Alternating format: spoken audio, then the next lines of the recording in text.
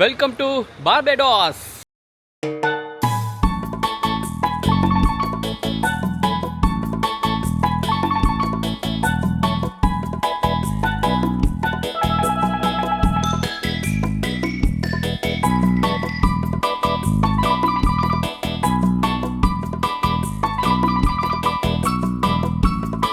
எல்லாருக்கும் வணக்கம். இன்றைக்கி பார்த்தீங்கன்னா என் வாழ்க்கையில் ரொம்ப முக்கியமான நாள். ரொம்ப வருஷத்தோட கனவு இன்றைக்கி நிறைவேற போகுது. டேய் இரு போன வீடியோவில் இதே தானே சொன்னேன் அப்படின்னு நீங்கள் கேட்குறது எனக்கு புரியுது. நிறைய கனவு கண்டு தொலைச்சிட்டோம். ஸோ ஒன்று ஒன்றா நிறைவேற்றிட்டுருக்கேன் இப்போ. ஸோ அப்படி ரொம்ப நாள் கனவு என்னன்னு கேட்டிங்கன்னா, சின்ன வயசில் இந்தியா நிறைய நாட்டில் போய் கிரிக்கெட் விளையாடும். ஆனால் ஒரு பர்டிகுலர் நாடில் கிரிக்கெட் விளையாடும்போது ரொம்ப ஃபேசினேட்டிங்காக இருந்தது. என்னடா மக்கள் இப்படி கொண்டாடுறாங்க கிரிக்கெட்டை, அதுவும் பாட்டு பாடிக்கிட்டு டான்ஸ் ஆடிக்கிட்டு அங்கேயே சிக்கன்லாம் க்ரில் பண்ணி சாப்பிட்டுக்கிட்டு பயங்கரமாக ஒரு பார்ட்டி அட்மாஸ்ஃபியரில் எல்லோரும் மேட்ச் பார்க்குறாங்க. அதுவும் வின் பண்ணிட்டா எல்லாரும் ஸ்டேடியத்துக்குள்ளேயே ஓடி வந்துடுறாங்க. என்னடா நாடு எதுன்னு கேட்டால் வெஸ்ட் இண்டீஸ்ன்னு சொன்னாங்க. அப்புறம் வெஸ்ட் இண்டீஸ்னு ஒரு நாடே இல்லைன்னு ரொம்ப வருஷத்துக்கு அப்புறம் தான் தெரிஞ்சுது. கிரிக்கெட் விளையாடுறதுக்காக இந்த கரீபியன் ஐலாண்டில் இருக்கிற எல்லா நாடுகளும் ஒன்று சேர்ந்து வெஸ்ட் இண்டீஸ்னு தங்களை அழைச்சிக்கிட்டாங்க.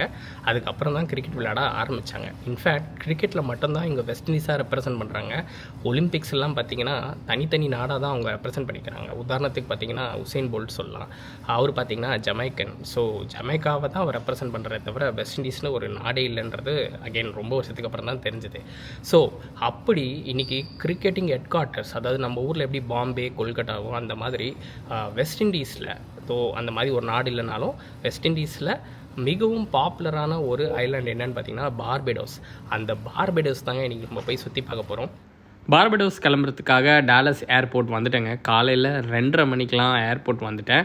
இதுதான் ஃபர்ஸ்ட் டைம் இவ்வளோ ஏர்லியாக டாலஸ் ஏர்போர்ட்டுக்கு வந்தது. வந்து பார்த்தா அமெரிக்கன் ஏர்லைன்ஸோட கவுண்டரே க்ளோஸ்டுங்க.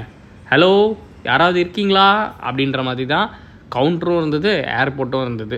என்ன பண்ணுறது? உண்மையாக சொல்லணும்னா இவ்வளோ வெறிச்சோடி நான் டாலஸ் ஏர்போர்ட்டை பார்த்ததே இல்லைங்க. இது வந்து ஏர்லி மார்னிங் ஃப்ளைட் 5 மணி காலையில். ஸோ நான் வந்து ஒரு 2:30க்கெலாம் வந்துட்டேன்.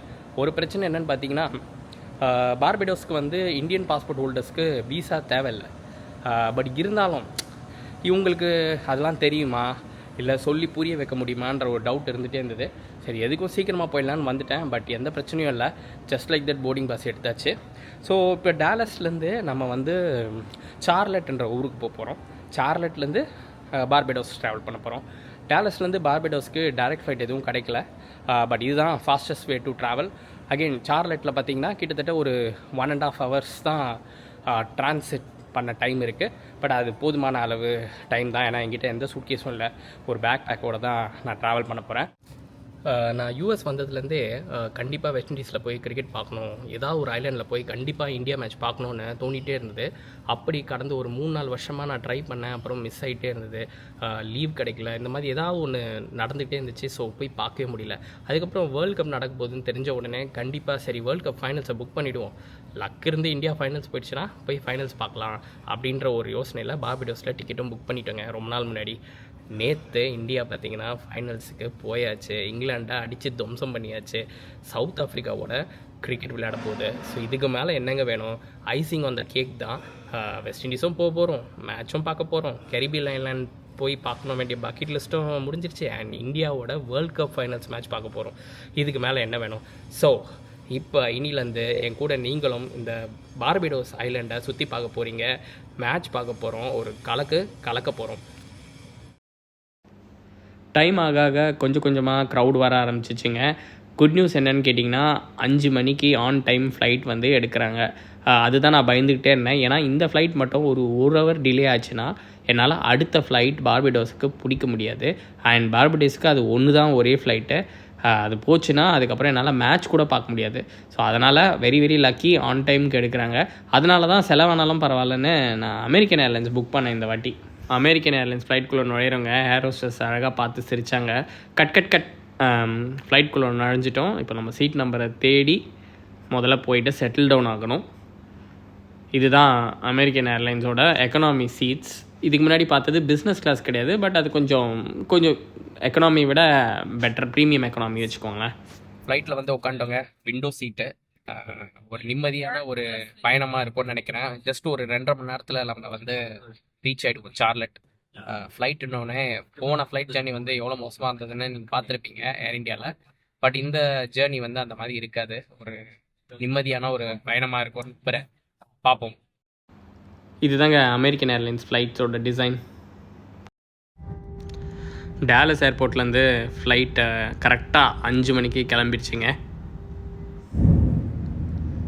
அண்ட் இப்போ நீங்கள் பார்த்துட்ருக்குது டேலஸோட ஏரியல் வியூங்க. இப்போ வந்து டைம் வந்து 5:10 ஆகுது. ஸோ இன்னும் வெளிச்சம் வரல. ஃப்ளைட் ஸ்டார்ட் ஆகி ஒரு 30 மினிட்ஸ் இருக்குங்க. கொஞ்சம் பிஸ்கெட்ஸும் காஃபியும் கொடுத்தாங்க. வெளியில் பாருங்கள், அப்படியே ஒரு 5:40 போல் அப்படியே வெளிச்சம் சூரியன் அந்த பக்கமாக வெளியில் வர்றது அழகாக தெரியுதுல்ல. இதுதாங்க ஃப்ளைட்டில் கொடுத்த காஃபி. படு மோசமாக இருந்துச்சு. அமெரிக்கன் ஏர்லைன்ஸ் ஃப்ளைட்டில் பார்த்தீங்கன்னா ஒய்ஃபை, நீங்கள் இன்னோஸ் ஒய்ஃபையை கனெக்ட் பண்ணிக்கலாங்க. கனெக்ட் பண்ணிவிட்டு சின்ஸ் எல்லா சீட்ஸ்லேயும் ஸ்க்ரீன் இல்லாததுனால உங்கள் ஃபோன்லேயே உங்கள் ஒய்ஃபையை நீங்கள் கனெக்ட் பண்ணி மூவிஸ் அப்புறம் என்டர்டெயின்மெண்ட் எல்லாத்தையுமே நீங்கள் வந்து ஆக்சஸ் பண்ணிக்கலாம் ஃப்ரீயாக. இந்த மாதிரி ஒரு வசதி கூட பார்த்திங்கன்னா ஏர் இண்டியாவில் அவங்களால பண்ண முடியல. சரி, ஃப்ளைட்ஸ் எல்லாம் மாற்ற வேணாம், அட்லீஸ்ட் இது வந்து இப்போ எல்லாருக்கிட்டையும் மொபைல் இருக்குல்ல, என்டர்டெயின்மெண்ட்டை வந்து ஃப்ரீயாக நம்மளுக்கு வந்து வைஃபை கனெக்ட் பண்ணி கொடுத்தாங்கன்னா நம்மளே மூவிஸ் பார்த்துக்கலாம்ல, இந்த பிரச்சனையே வராதில்ல. ஸோ அட்லீஸ்ட் இந்த மாதிரி சேஞ்சஸ்லாம் பண்ணால் ஓரளவுக்கு நல்லா இருந்திருக்கும். But coming back to this airlines, இப்போ பார்த்தீங்கன்னா இதெல்லாம் தான் மூவிஸ் இந்த ஏர்லைன்ஸில் இருக்கிறதுல. ஸோ இந்தியன் மூவிஸ் ஏதாவது இருக்கான்னு பார்த்தா தில்வாலே துல்ஹனியா லே ஜாயேங்கே இந்த படம் மட்டும்தான் இருந்துச்சு. சரி, அதெல்லாம் நம்ம பல தடவை பார்த்தாச்சு. பட் அகெயின் பாருங்களேன், எவ்வளோ மூவிஸ் கண்டென்ட், என்டர்டெயின்மெண்ட் கண்டென்ட்ஸ் வச்சுருக்காங்கன்னு. நம்ம எது வேணால் பார்த்துக்கலாம் கொஞ்சம் நேரத்துக்கு. சார்லட் லேண்ட் ஆக போகிறோங்க. என்ன கம்யூனிட்டின்னு தெரிலங்க. கோல்ஃப் கோர்ஸ், அதுக்கப்புறம் இண்டிபெண்ட் வில்லா, சிங்கிள் ஹோம்ஸ் சேர்ந்த போல் கட்டியிருக்காங்க அந்த கம்யூனிட்டி. செம்ம பியூட்டிஃபுல்லாக இருந்துச்சு மேலேருந்து பார்க்கவே. தேங்க்யூ.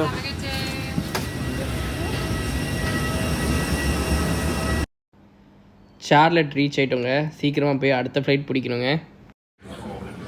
ஒரு வழியாக சார்லட் வந்து சேர்ந்துட்டோங்க. செம்ம க்ரௌடாக இருக்குங்க அந்த ஏர்போர்ட்டு. நம்ம வந்து இறங்கின கேட் வந்து சி. இப்போ நம்ம போக வேண்டிய கேட் பார்த்திங்கன்னா டி. ஸோ ஒரு 15 மினிட்ஸ் வாக் பண்ணி நம்மளோட கேட்டுக்கு போனோம். செம்ம க்ரௌடட் ஏர்போர்ட்டுங்க. ஏர்போர்ட்டா இல்லை மாலா அப்படின்ற அளவுக்கு இருக்குங்க இந்த ஏர்போர்ட்டு. ஏன் நான் இவ்வளோ ஆச்சரியமாக பேசுகிறேன்ப்பா இந்த மாதிரி ஒரு ஏர்போர்ட் பார்த்ததே இல்லைன்னு கேட்டிங்கன்னா, நான் அந்த மாதிரி ஒரு இம்ப்ரெஷனில் இருந்தேன். இது ஒரு சின்ன ஏர்போர்ட்டாக இருக்கும்னு நினச்சேன். பட் அப்படி இல்லை. அண்ட் போகிற வழியிலே பார்த்திங்கன்னா பார்படோஸ் போக வேண்டியவங்க ரைட்டில் திரும்பவும் போர்டு போட்டிருக்கு. திரும்பிடுவோம். D1 and 2 கேட்டுக்குள்ளே வந்துட்டோங்க. நம்மளோட கேட் பார்த்திங்கன்னா D28. இன்னும் கொஞ்சம் தூரம் நடக்கணும். இந்த ஏர்போர்ட் முடிகிற மாதிரியே தெரிலங்க. D28 வந்தாலும் பாருங்கள், மறுபடியும் எவ்வளோ பெரிய ஒரு பில்டிங் தெரியுதுன்னு. போய்கிட்டே இருக்குது. எவ்வளோ தூரம் போகுதுன்னு பார்ப்போம். சடனாக திரும்பினா ஃபுட் கோர்ட் வந்துருச்சு. நமக்கு தான் ஃபுட் கோர்ட் பார்த்தா பயங்கரமாக எக்ஸைட்டடுமே. நம்ம கேட் அப்புறம் போய்க்கலாம், கொஞ்சம் டைம் இருக்குதுன்னு சொல்லிட்டு ஃபுட் கோர்ட்டில் என்னென்ன கடைங்கள்லாம் இருக்குன்னு அப்படியே ஒரு ரவுண்டு வந்தேங்க. ஸோ 1 hour தானே இருக்குது, சீக்கிரமாக ஃப்ளைட்டு பிடிக்கணும்னு அடித்து பிடிச்சி ஓடி வந்தால் ஒரு 25 நிமிஷம் டிலே பண்ணிட்டான். இந்த வீடியோட ஸ்டார்டிங்கில் தான் நான் சொன்னேன் அமெரிக்கன் ஏர்லைன்ஸ் ஆன் டைமுக்கு எடுப்பாங்கன்னு. கடைசியில் இப்படி பண்ணிட்டீங்களடா. தட்ஸ் ஓகே, 25 நிமிஷம் தானே, ஒன்றும் பிரச்சனை இல்லை. ஆஸ் லாங் ஆஸ் டைமுக்கு எடுத்தானா போதும்.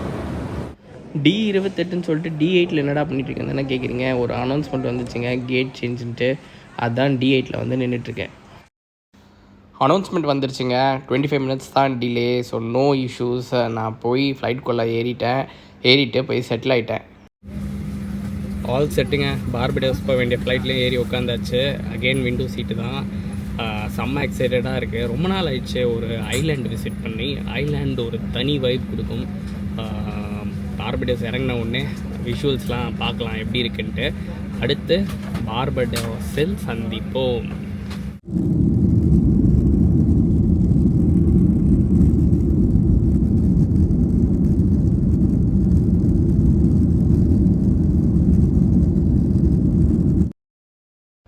ஷார்லட்லேருந்து கிளம்பிடுச்சுங்க ஃப்ளைட்டு.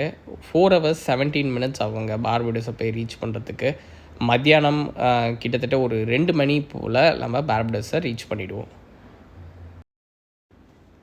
இப்போது கெரிபியன் ஏர்லைன்ஸை நெருங்கி நம்ம வந்துட்டுருக்கோங்க. எப்படி சொல்கிறேன்னு கேட்டிங்கன்னா, சின்ன சின்ன ஐலாண்டுகள்லாம் சேர்ந்தது தானே கெரிபியன் ஐலாண்ட்ஸ். இப்போ அதை நெருங்கும் போது நமக்கு நிறைய ஐலாண்ட்ஸ், குட்டி குட்டி தீவுகள் நம்ம கண்ணில் தென்படும். அதில் இப்போ ஒன்று நம்ம பார்த்துட்டு இருக்குது பார்த்திங்கன்னா சென்ட் மார்ட்டின் ஐலாண்ட். இப்போ தான் கேப்டன் அனௌன்ஸ் பண்ணார், அதுதான் அந்த ஐலாண்ட். இப்போ நம்ம உண்மையிலேயே பார்படோஸை நெருங்கி வந்துட்டோங்க. பார்படோஸ்ன்றது ஒரு பெரிய ஐலாண்ட். ஸோ இப்போ நீங்கள் பாருங்கள், ரொம்ப பெரிய ஒரு லேண்ட், நம்ம கண்ணில் கடலுக்கு நடுவில் எவ்வளோ அழகாக நாலா பக்கமும் நீர் சூழ ஒரு ஐலாண்ட் பாருங்கள். அனௌன்ஸ் பண்ணிட்டாங்க, இன்னொரு 7 நிமிஷத்தில் நம்ம ஃப்ளைட் வந்து பார்படோஸை நோக்கி இறங்க போகுது. அந்த ஐலாண்டை ஒட்டி இருக்க வாட்டரோட கலர்ஸ்லாம் பாருங்களேன், டர்க்யூஸ் கலரில் எவ்வளோ க்ரீனிஷாக இருக்குன்ட்டு. அதில் ஸ்னார்க்கிள் பண்ணுறதே வந்து ஒரு என்ன சொல்கிறது, தனி ஒரு த்ரில் தாங்க. பார்படோஸ் ஐலாண்டு வந்து யூஎஸ் ஆக்கியபை பண்ண ஒரு ஐலாண்ட் கிடையாதுங்க. அதனால் பெரிய இன்ஃப்ராஸ்ட்ரக்சர் டெவலப்மெண்ட்லாம் இந்த ஐலாண்டில் நம்மளால் பார்க்க முடியாது. கொஞ்சம் வறுமையில் தவிக்கிற ஒரு நாடு தான் பார்படோஸ். இப்போ நீங்கள் பார்த்துட்ருக்க வெல் டெவலப்டு பில்டிங்ஸ்லாம் வந்து முக்கால்வாசி கடலை ஒட்டி இருக்கிறது எல்லாமே ரெசார்ட்ஸ் தாங்க. அதை தாண்டி நீங்கள் வீடுகளாக பார்க்கும்போது பார்த்திங்கன்னா ரொம்ப ரொம்ப ரொம்ப ஒரு மோசமான ஒரு நிலைமையில தாங்க 70 to 80% ஆஃப் ஹவுசஸ் என்னால் மேலேருந்தும் பார்க்க முடிஞ்சுது, கீழே நான் ட்ரைவ் பண்ணிட்டு வரும்போதும் என்னால் பார்க்க முடிஞ்சுது. மோரோவர் நிறைய ஹரிக்கேன்ஸ், நிறைய இயற்கை பேரிடர்கள்லாம் வரும். அதில் தவிக்கிற ஒரு நாடு தான் இது. ரொம்ப கஷ்டப்படுற ஒரு நாடு. ஃப்ளைட் வந்து ஒரு வழியாக பார்படோஸ் வந்து கரெக்டாக லேண்ட் பண்ண போதுங்க. சூப்பர் லேண்டிங்க, எந்த ஒரு ஜர்க்கோ எந்த ஒரு ஷேக்கோ தெரியாமல் செம்ம ஸ்மூத் லேண்டிங்க. Kudos to the pilot. ஃப்ளைட்லேருந்து கீழே இறங்கிட்டு இருக்கேங்க. எத்தனையோ நாடுகள் போனாலும் எப்பப்பெல்லாம் ஒரு ஐலாண்ட் விசிட் பண்ணுறனோ எனக்குள்ளே ஒரு ஃபீல் அது எப்பயுமே ஒரே மாதிரி இருக்கும். அது என்னன்னு கேட்டிங்கன்னா, ஐலாண்டுக்கு வந்தாவே இல்லை, ஒரு கிளியர் ப்ளூ ஸ்கை, அப்புறம் பிரைட் சன்ஷைன், அப்புறம் க்ளவுட்ஸ் எப்போ வேணால் வந்து கவர் பண்ணும், எப்போ வேணால் மழை பெய்யும், எப்போ வேணால் வெயில் அடிக்கும், அப்புறம் pure white sand beaches, crystal clear water, அப்புறம் coconut trees, tender coconut water, இதெல்லாம் சேர்ந்து ஒரு வைப் கொடுக்கும்ல. அது எப்பயுமே எனக்கு அந்த ஃபீல் இருக்கும் எப்போ ஐலாண்ட் விசிட் பண்ணாலும்.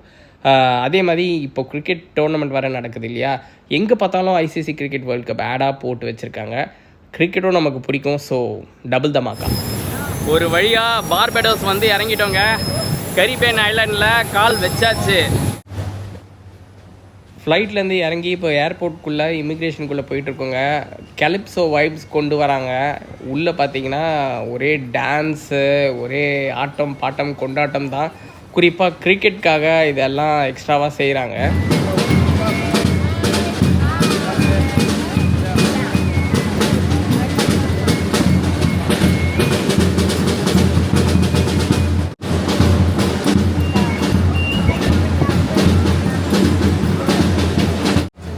இமிக்ரேஷன் கியாஸ்கில் நம்மளோட டீட்டெயில்ஸ்லாம் என்டர் பண்ணிட்டு அதில் வர பிரிண்ட் அவுட் எடுத்துகிட்டு போய் இமிக்ரேஷன் ஆஃபீஸர்கிட்ட கொடுத்தா பாஸ்போர்ட்டை மட்டும் செக் பண்ணிட்டு ஜஸ்ட் லைக் தட் நம்மளை வெளில அனுப்பிச்சிட்டாருங்க. அவ்வளோதான் செக்கிங்கு, வேறு எதுவுமே கிடையாது. ஸோ இமிக்ரேஷன்லாம் முடிச்சுட்டு ஏர்போர்ட் வெளியில் வந்துட்டோங்க. இங்கே பார்த்தீங்கன்னா டாக்ஸிக்காக ஒரு செப்பரேட் லைனு. எங்கே போனாலும் டாக்ஸியில் தான் போகணுமா, ஊபர் எடுக்க முடியாது. இமிக்ரேஷன் வந்து செம்ம சிம்பிளாக இருந்தது. ஒன்றுமே இல்லை, ஜஸ்ட் இந்தியன் பாஸ்போர்ட் காமிச்சாவே போதும். வீசாலாம் எதுவுமே ஸ்பெஷலாக எடுக்க தேவையில்லை. ஸோ இப்போது டாக்ஸி எடுத்துகிட்டு நம்ம ஹோட்டலுக்கு போவோம். ஹோட்டலுக்கு போயிட்டு ஹோட்டல் எப்படி இருக்குன்னு பார்ப்போம். இதுதாங்க டாக்ஸி ஃபேர்ஸ். அப்ரிஷியேட் பண்ணுங்க, பேரெல்லாம் பேச தேவையில்ல. ஃபிக்ஸட் ப்ரைஸ், எங்கே போகணுமோ அந்த இடத்த சொன்னால் கூட்டிகிட்டு போயிடுவாங்க. Hey, hi. Thank you. So which one do I need to keep it? Okay. Thank you so much.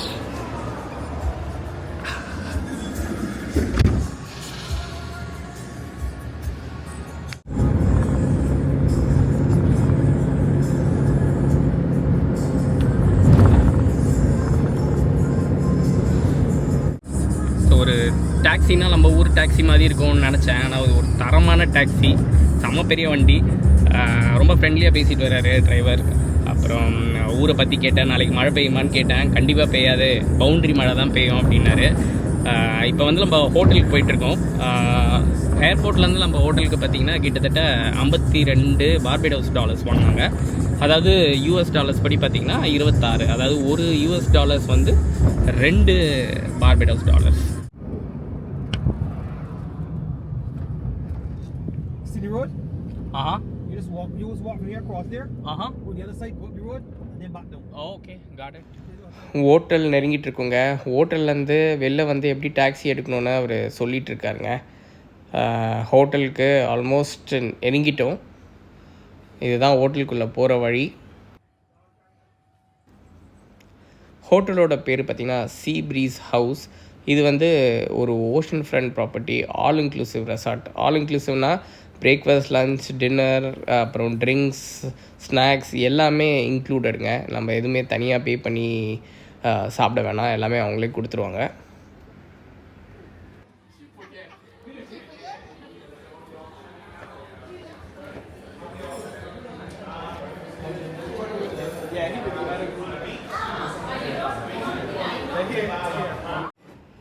Checking ப்ராசஸ்லாம் போயிட்டுருக்குங்க. அதுக்குள்ளே பார்த்திங்கன்னா ஒரு நல்ல ரெஃப்ரெஷிங்கான ஒரு டவல், கோல்ட் டவல் கொடுத்தாங்க.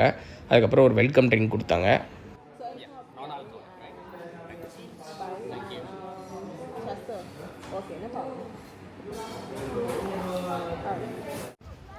செக்இன் பண்ண இன்னும் டைம் இருக்குது, அதுக்குள்ளே போய் சாப்பிட்டு வாங்க, நீங்கள் சாப்பிட்டு வந்தோடனே உங்களுக்கு ரூம் ரெடியாக இருக்கும் அப்படின்னு சொன்னாங்க. சாப்பாடுக்கு ஒருத்தர் நம்மளை கூப்பிட்டு போயிட்டுருக்காரு. So he's the one who said India is going to lose. I'm going to make you popular. And I'm going to meet him tomorrow. So when you get me tomorrow, come out to the hotel and look for me. Sure. If you win, You gotta come shit. I'll give you a treat. Okay? All right. Deal. Sure. Okay. இவர் இருக்காரு. இவர் என்ன தெரியுமா சொன்னார், நான் ஹோட்டலுக்குள்ளே நுழைஞ்சவுடனே நாளைக்கு India தோக்க போகிறத பார்க்கறதுக்காகவா இவ்வளோ தூரம் வந்த அப்படின்னாரு. எல்லாருமே சவுத் ஆஃப்ரிக்காவுக்கு தான் சப்போர்ட் பண்ண போகிறோம், சவுத் ஆஃப்ரிக்கா தான் ஜெயிக்க போகுதுன்னு நக்கலாக வேறு பேசிகிட்டு இருக்காரு. சரி, ஓகே, இதுக்கெலாம் இப்போ பதில் சொல்ல முடியாது, நாளைக்கு மேட்ச் முடிச்சுட்டு பேசிப்போம். Welcome to Barbados. ஹோட்டலுக்கு வந்துட்டுங்க. வந்துட்டு ஃபார்மாலிட்டிஸ்லாம் முடிஞ்சாச்சு. போய் லஞ்சு சாப்பிடுங்கன்னு சொன்னாங்க. ஸோ லஞ்சுக்காக தான் உட்காண்ட்ருக்கேன். ரொம்ப நேரமாக உட்காண்ட்ருக்கேன். இன்னும் யாரும் எதுவும் கொடுக்கல. சரி, அப்படியே கடலை பார்த்த மாதிரி உட்காண்ட்ருக்கிறது, எவ்வளோ நேரம் வேணால் உட்காரலாம். சரி, கொஞ்சம் நேரம் வெயிட் பண்ணலாம். ஆனால் ரொம்ப பசிக்குது, எதையாவது சாப்பிட்ணும்.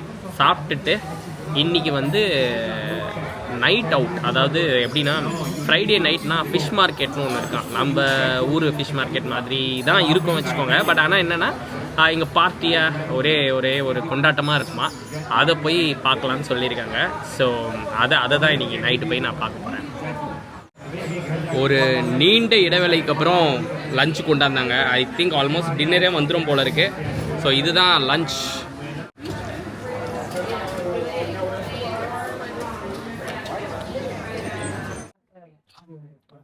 ஃபுட்டு வந்து ஓகேவாக தாங்க இருக்குது. ஒரு ட்ரை ஃபிஷ் ராப், அப்புறம் நான் வந்து ஒரு வெஜிடேரியன் கேட்டிருந்தேன். அவங்க வந்து சிக்கன் விங்ஸ் வச்சுட்டு போயிட்டே இருக்காங்க. சர்வீஸ் வந்து கண்டிப்பாக ரொம்ப ஃப்ரெண்ட்லியாகவே இல்லை. வெள்ளைக்காரனை பார்த்தா ஒரு மாதிரி பிஹேவ் பண்ணுறாங்க. குறிப்பாக நம்ம ஆளுங்களை பார்த்தா செம்மகானில் இருக்கிறானுங்க. நாளைக்கு எல்லாருமே வந்து சவுத் ஆஃப்ரிக்காவுக்கு தான் சப்போர்ட் பண்ண போகிறாங்க.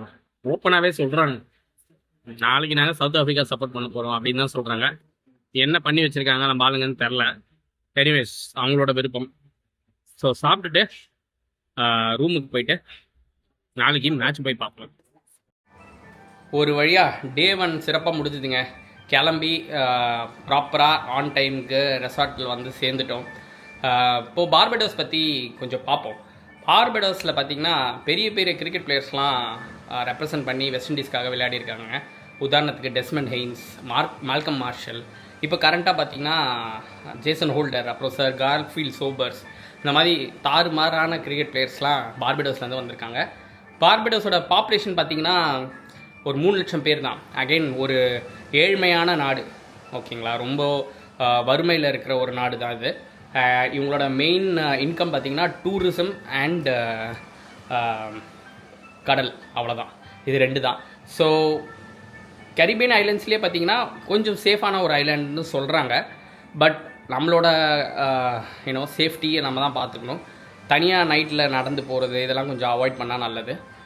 ஏன் கெரிபியன் ஐலாண்டுன்னு வச்சாங்கன்னு பார்த்திங்கன்னா பேர், கெரிபியன் சீயை ஒட்டி இந்த ஐலாண்டுகள்லாம் இருக்கிறதுனால கெரிபியன் நேஷன் ஆர் கெரிபியன் ஐலாண்ட்ஸ்ன்னு சொல்கிறாங்க.